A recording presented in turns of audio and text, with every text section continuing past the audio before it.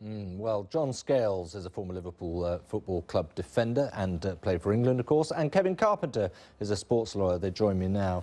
John, I can hear them saying there's only one Luis Suarez around the terraces if he's playing for Liverpool next season. What sort of punishment do you think befits a sporting crime like this?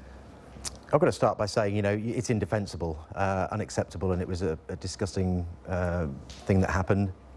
The word denial has been used, and that sort of makes it worse. You wish almost that he'd come out and say, look, you know, I've messed up again, I don't know what happens, and explain that sort of situation. But at the moment, they're sort of in denial and trying to get the punishment as But I possible. guess the whole team and squad are still hoping against hope that somehow this can be put... Well, they've got an incredible game against Colombia in the last 16. You know, it's the Maracanã, the home of Brazilian football. It's a great game, and without Suarez, they are not going to be the same team. It'll be like Maradona in '94 when he got banned for ephedrine, I think, and got sent home. You know, Argentina fell apart then. You look back... Do you think they'd be brave enough to say, right, OK, third time you've done this, we're throwing the book at you, a maximum of 24 matches or something, that's what you should get?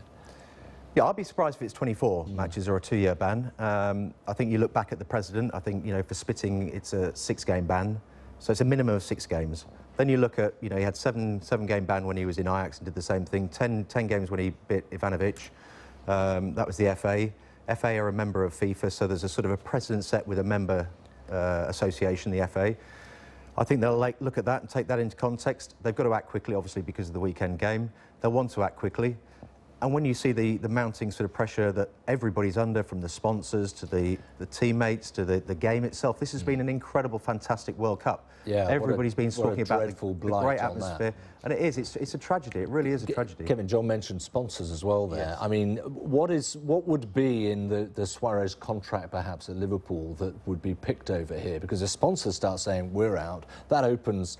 It's good business for lawyers, isn't it? It certainly is. Yes, there will be a morality clause in the contract to sort of bring in the club into disrepute.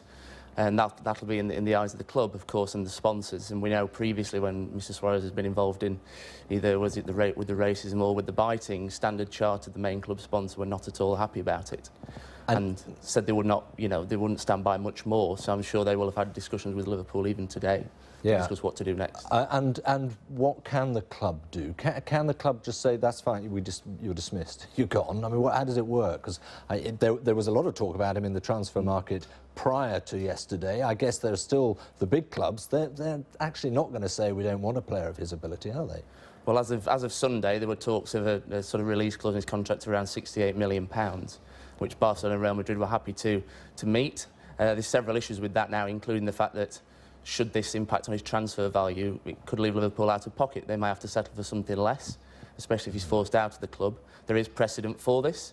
As regards Adrian Mutu, who was sacked for Chelsea for doping, and 10 years later, they're still chasing the money. They have a decision, but they can't get the money. Right. So, in terms of, you mentioned legal fees. Yeah, oh, absolutely. It's going to be a mess, isn't it? John, I've got to ask you. I mean, you had a distinguished career at Liverpool. I'm sure you have great feelings for the club still. Maybe you recognise them as a club that maybe can manage this or will do their best to. But you also played for Wimbledon. You played for a time where's this going? A crazy gang. Yeah. And you were a rum bunch to many people, and there were 1 or 2 players who took the law into their own hands one way or another. What is that cut-off point? I mean, you know, where have you gone too far?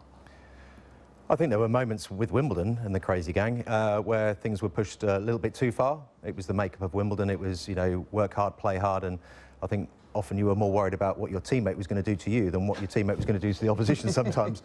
But not to sort of diminish the seriousness of it at all. A player has to know the boundaries. Now, players are very, very different. Every player is different how they react in a situation. When they step out on the pitch, I know a lot of players who aren't able to control themselves when they're on a pitch, and they become either hyperactive, stressed, physiologically. I don't know what happens to some players, but I know the most genteel players off the pitch, on the pitch, you've got a real battle, and you yourself have to deal with each situation differently, and you change within a game. So in some games, you want to sort of impose yourself that much more strongly and sort of push that boundary much further, but not crossing that line. And obviously, it's a bizarre behaviour. Biting, you can't sort of rationalise biting, you know, in a way, maybe because we you know, I don't want to take away and diminish the problem of that, but, you know, is a career-threatening sort of challenge worse, or is an elbow that breaks somebody's jaw? Yeah, physically with perhaps no Wimbledon. worse, but there's something just not right about a bite. Racial behaviour, homophobic. You know, it goes on. The list goes on. But biting it's just such a bizarre thing. You can't understand what gets into his head and what that moment of red mist descends to know that, because he knows the eyes of the world are on him. Kevin, briefly, can I ask you, what's your best bet as to what will happen to Luis Suarez in terms of his football career? Well, what I've been suggesting today is, given previous decisions, perhaps 15 games, maybe a sort of ballpark figure. But then again, it comes down to, is that at international level or is that also at club level?